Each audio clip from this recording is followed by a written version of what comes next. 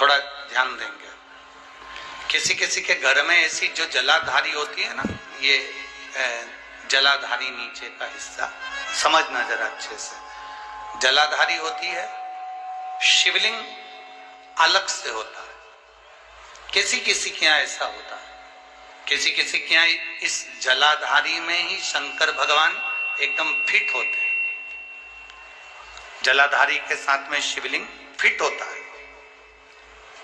और किसी किसी के यहाँ पर जलाधारी होती है तो शिवलिंग उठ जाता है, रख दिया जाता है, साफ कर कर वापिस शिवलिंग को रख दिया जाता है, या स्नान कराया जाता है तो शिवलिंग रखा जाता है।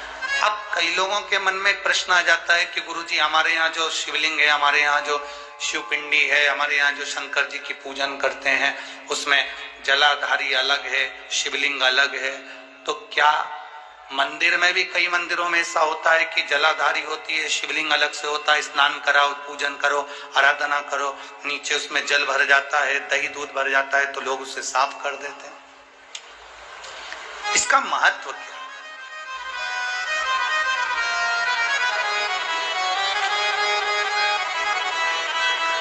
पहले तो अच्छे से समझ लो उसको।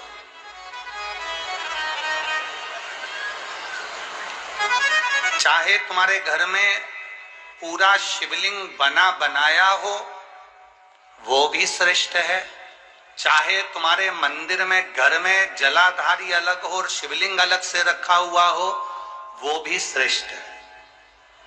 बस अंतर एक है, केवल एक अंतर उसमें भारी है। कौन सा अंतर भारी है? कि जो शिवलिंग फिट है, जो शिवलिंग उसमें लगा हुआ है, उसकी आप आराधना कर रहे हैं, उसमें आप जल चढ़ा रहे हैं, भक्ति कर रहे हैं, आराधना कर रहे हैं, उसका भी फल पूरा मिलेगा। जो शिवलिंग अलग से है, उस जलाधारी पर रखा हुआ है, उसकी आराधना कर रहे हैं, उसका भी फल पूरा मिलेगा। पर अंतर इतना आता है कि जैसे जो फिट शिवलिंग है जलाधारी के साथ रखा हुआ, उस पर एक बेलपत्र चढ़ाई हुई, एक बेलपत्र चढ़ाई हुई हजारों फल देने वाली होती है। जो अलग शिवलिंग अलग जलाधारी होती है उस पर एक बेलपत्र भी अगर हम चढ़ा रहे हैं तो वो सहस्त्र सहस्त्र फलदायी प्रदान कर देती है। उसमें कई लोगों के मन में एक संशय हो जाता है, हमारा नीचे का जो जलाधारी है वो चांदी की है, शिवलिंग नर्मदा के कंकर का। कई बार किसी के मन में आ जाता है कि हमारे यहाँ जलाधारी अलग है पीतल की, शिवलिंग हमारे यहाँ कांच का है, स्फटिक का है, पारद का है या पाषाण का है, तो क्या फल देगा कि नहीं देगा? क्यों नहीं देगा?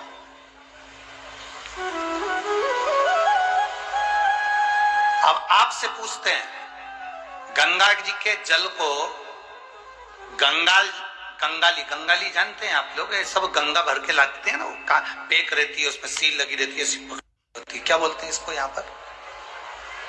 यहाँ क्या बोलते हैं हमको स्मरण नहीं, हमारे उधर तो गंगाली कहते हैं उसको, जिसमें गंगा जी का जल भरा रहता है, ढक्कन लगा रहता है और उसको पेक रहती है, उसको हमारे यहाँ गंगाली कहते हैं। तो गंगा जी के जल को चाहे तुम गंगाली में रख लो और गंगा जी के जल को चाहे तुम पानी के लोटे में रख लो, जल बदलेगा क्या? क्या कहलाएगा? वो गंगा का जल ही कहलाएगा। उसी तरह शिवलिंग चाहे फिट वाला हो, चाहे वैसे ही आप आराधना करने वाले हो, उसका फल समाप्त नहीं होता, वो फल देता ही